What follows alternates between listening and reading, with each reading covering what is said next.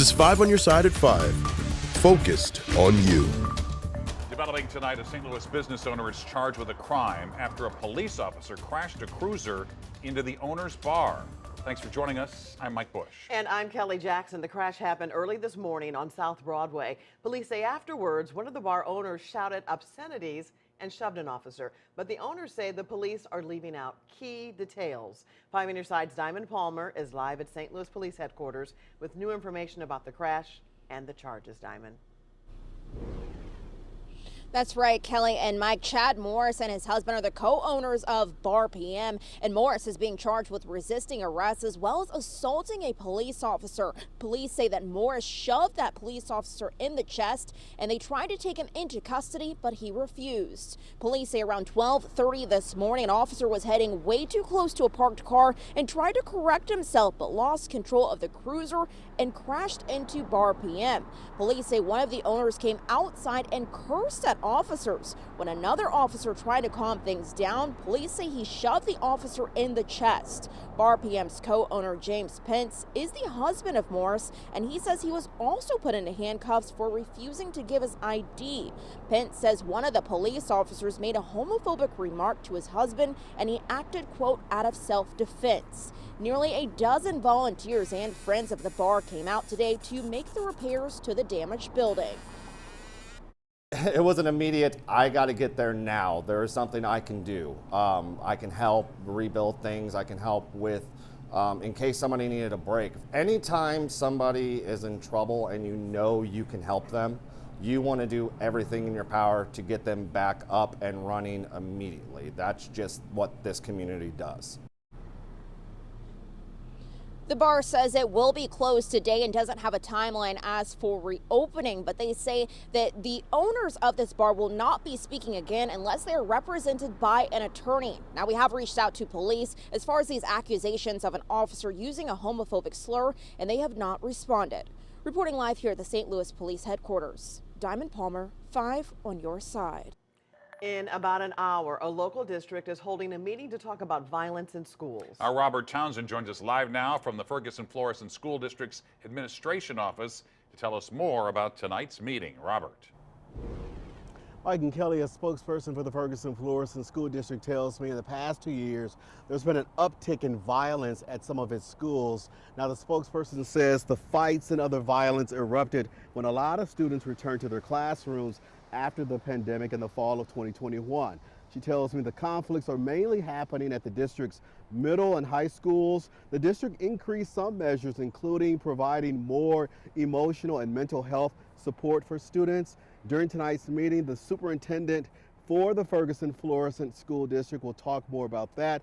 Plus, I'm told parents will also get a chance to share their thoughts on proactive steps the district can take to ensure safety for students, faculty, and staff. Now, the community meeting starts here at the administration building at 6 o'clock. That building is on Dunn Road. The meeting is expected to last for about an hour and a half. Live in North St. Louis County, Robert Townsend, 5 on your side. U.S. Steel is going to be sold off to Japan's Nippon Steel. Under the deal, U.S. Steel keeps its name and would honor agreements with the union.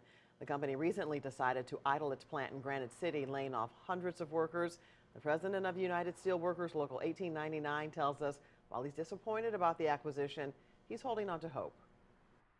I also have my concerns because I have not heard word from Nippon, and knowing what their direction is and their operation business plan for the acquisition, including specifically Granite City Works.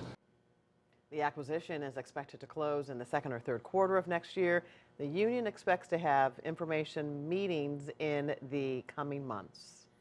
Well, it's been a very mild December, but it's been a cold and windy day in the bi-state. It has. Let's check in with Jim Castillo, meteorologist, for the Weather First forecast. Yeah, brr today, right? Yeah, it won't last though. By Wednesday, we're back in the 50s, and that'll carry us all the way into Christmas. And we'll talk about rain chances coming up in Maine weather, but you can't, well, it's beautiful outside, but just cold and windy. So temperature right now, 36, feels like 27, northwest wind at 15 miles an hour. Current temperatures are in the 30s, but then you factor in the wind. Now it's beginning to die down. Some of those wind gusts were as high as 46 miles an hour at St. Charles Smart Field, but now we're seeing a 22-mile-per-hour gust in St. Charles, and wind chills right now down in the 20s. So bundle up if you're headed out this evening, and it is a clear, cold, gusty evening. Wind relaxes overnight, warmer starting Wednesday. And how long will that last? I'll let you know coming up in just a bit. I know you will, Jim. A minor earthquake struck a rural area of Washington County, Illinois, late last night, nearly 212 years to the day after the famed New Madrid earthquake. 5 on your side's Holden Kuricki spent the day in Waltonville speaking to people about their experience. The area between Waltonville and DuBois is filled with farms and fields, but people who live here are still shaken up after a 3.1 magnitude earthquake last night. The dogs started barking. And I have these little baskets hanging on my wall, and they kind of started to shake a little bit. I heard the noise first, sounded like thunder, and then it kind of lingered on. It sounded like the furnace fell on the ceiling. According to the United States Geological Survey, the rumbling was from an earthquake roughly 10 miles underground, which was reported by more than 300 people, some as far away as Springfield, Illinois. However, many locals initially chalked up the rumbling sound to a much different explanation. And being around coal mine areas, a lot of times you think, well, it's just, fall in down below. I wonder, when I went outside this morning, if anything looked like it had sunk. At this time, it's believed that no homes or structures were damaged by the quake. But coming up at 6 o'clock, I'll have some tips of what you can do to stay prepared in an event that a big earthquake strikes our area.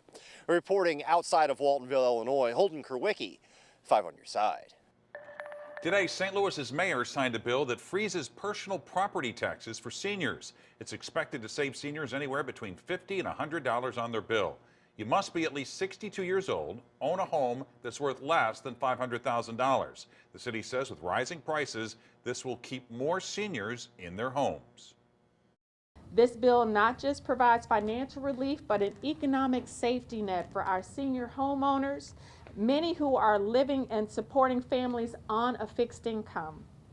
Rising property values are a good thing. However, it is a sign of positive community growth, transformation, and restoration. Applications open in January, and homeowners will have to apply every single year, but it doesn't kick in until 2025. The law is similar to tax freezes already passed in St. Charles and St. Louis counties.